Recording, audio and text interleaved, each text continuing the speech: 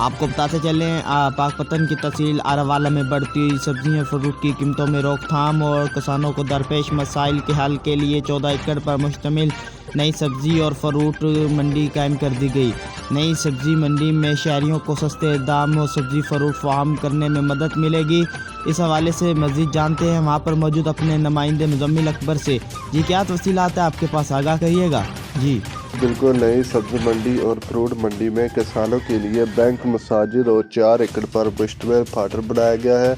کسانوں کی حفاظت کے لیے کمانڈوز پر مشتمل اسکواڈ بھی تعینات ہے۔ ملتزمین نے بتایا کہ پرانی سبزی منڈی کی جگہ کم ہونے کی وجہ سے کسان مسائل کا شکار تھے۔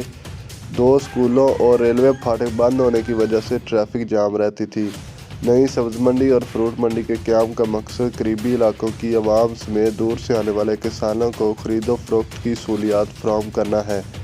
کسانوں کو بیرون ممالک سبزی فروٹ درآمد کرنے میں مدد ملے گی اور زر مبادلہ کے ذریعے ملک پاکستان کو درپیش مسائل کو حل کیا جا سکے گا۔ عوام کو بھی سستے داموں سبزی اور فروٹ فراہم کی جائے گی۔ بہت شکریہ، ہمارے ساتھ موجود تھے مزمل اکبر۔ مزید ملتے ہیں بریک کے بعد۔